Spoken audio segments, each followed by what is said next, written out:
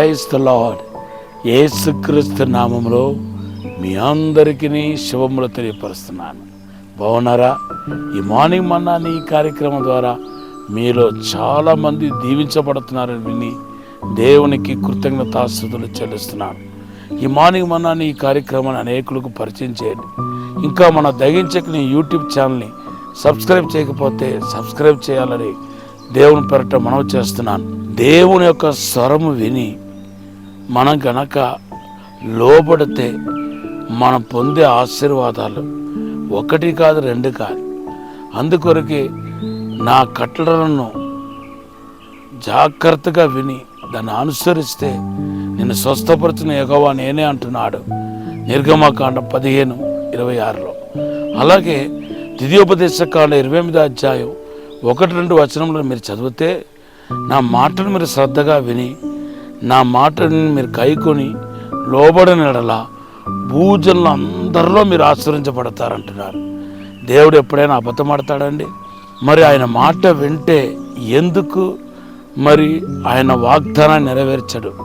ఎందుకు మన జీవితాన్ని ధన్యకరంగా మార్చడు? వీళ్ళు ఎంతోమంది మరి ప్రయత్నాలు చేసి చేసి చేసి అలసిపోయి ఉన్నారు.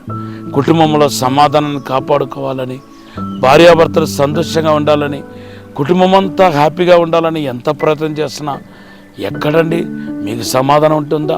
అప్పులు సమస్యలు నలిగిపోతున్నారు. అసలు ఈఎంఐ వస్తుందంటే, లేకపోతే ఫైనాన్షియల్ వస్తున్నాడంటే, లేకపోతే ఇంత పలానా డబ్బు కట్టాలంటే ఎంతో బాధపడుతున్నారు, దిగులు పడుతున్నారు.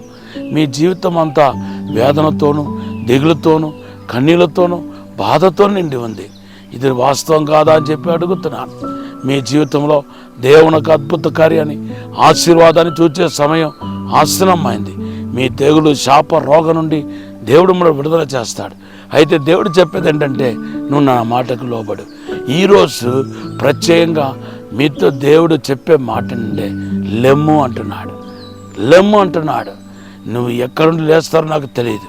మీ పాప నుండి లేస్తారేమో, మీ యొక్క అతిక్రమం నుండి లేస్తారేమో. దేవుడికి ఇంతకాలం లోబడకుండా, దేవుని సేవకి సమర్పించుకోమంటే లోబడకుండా, కుంటి చాకులు చెప్పకుండా ఉన్నారేమో. అక్కడ నుండి మీరు లేస్తారేమో. లేచి దేవుని పనికి మరి వెళ్ళటం జరుగుతాయేమో. లేకపోతే బాప్టిజం తీసుకోకుండా, మీరు లోబడకుండా, పోస్ట్ పోన్ చేసుకుంటా, వాయిదాలు వేసుకుంటా మీరు ఇంకా దేవునిలో ముందుకు సాగకుండా ఉన్నారేమో.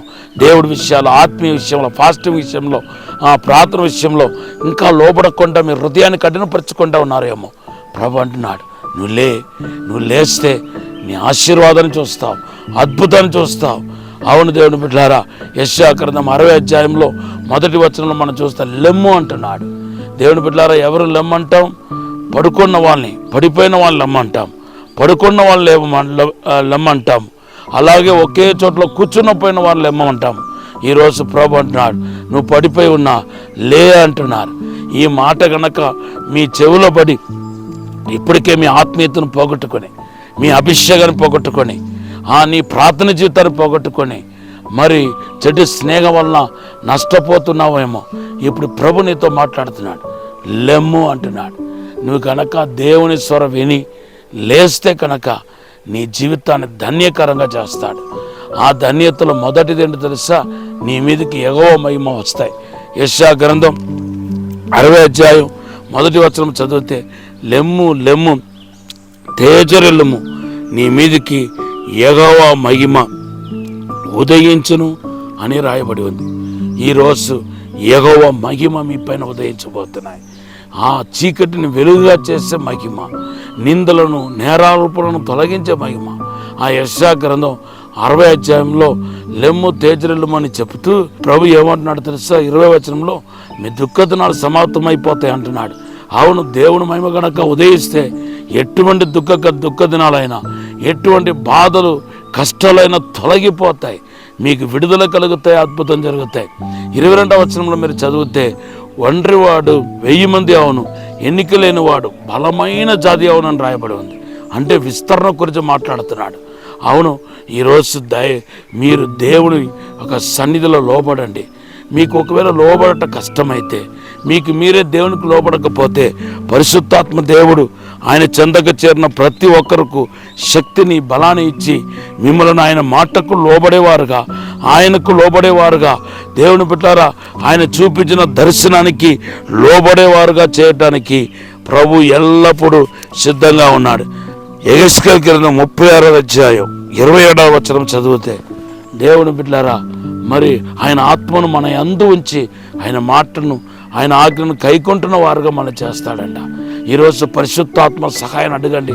ప్రభా, నేను ఇంతకాలం లోబడకుండా ఉండిపోయాను, ఇచ్చే విషయంలో లోబడలేదు ప్రభా, ఆత్మీయ విషయంలో లోబడలేదు, పరిశుద్ధాత్మ విషయంలో లోబడలేదు, సేవ విషయంలో లోబడలేదు, ప్రార్థన విషయంలో లోబడలేదు ప్రభా, తండ్రి పరిశుద్ధంగా జీవించే విషయంలో లోబడలేదు, నన్ను క్షమించండి ప్రభా, ఇప్పుడు నుండి నీ మాట వింటాను, నీకు లోబడతాను ప్రభా అని తీర్మానం చేయండి. మీరు గనక అలా తీర్మానం చేస్తే దేవుని మహిమ, అద్భుతమైన కార్యం, అసాధారణమైన కార్యం మీ జీవితంలో జరగటాన్ని చూస్తారు. మీ దుఃఖ దినాలు సమాప్తమైపోతాయి. మీకు విడుదల, స్వస్థత, అద్భుతాలు, మహత్ కార్యాలు ఖచ్చితంగా జరుగుతాయి. దేవుని శక్తి మిమ్మల్ని తాకుతాయి. విధేయులైన వారు కనుకరించబడిన పరిశుద్ధాత్మని అపోస్తలుల కార్యం 5వ అధ్యాయం 32వ వచనంలో చూస్తున్నాం. కనుక లోబడండి, దేవుడికి లోబడండి. మీ కొరకు ఒక చిన్న ప్రార్థన చేస్తాను. పరిశుద్ధము నమ్మకమైన పరలోక తండ్రి, ఇంకా ఎవరెవరైతే నీ సన్నిధిలో లోబడకుండా ఉన్నారో లోబడుటకు సహాయం చేయండి ప్రభా. విశేషమైన కృప దయచేయండి ప్రభా. పరిశుద్ధాత్మతో నింపండి ప్రభా. దైవిక మహిమతో, దైవిక శక్తితో, వెలుగుతో నింపండి ప్రభా. నీకు లోబడలాగిన పరిశుద్ధాత్మను వాళ్ళ హృదయంలో ఉంచండి ప్రభా. మీరే తాక్కుమని, అభిషేకించమని యేసు నామములో దైవిక శక్తి తాకాలని కోరుతూ యేసు నామములో అడిగి వేడుకుంటున్నాము తండ్రి. Amen, amen. God bless you. Have a blessed day. ఈరోజు దేవుడు మనకిచ్చిన వాగ్దానం ఆదికాండం 28:15. Have a blessed day.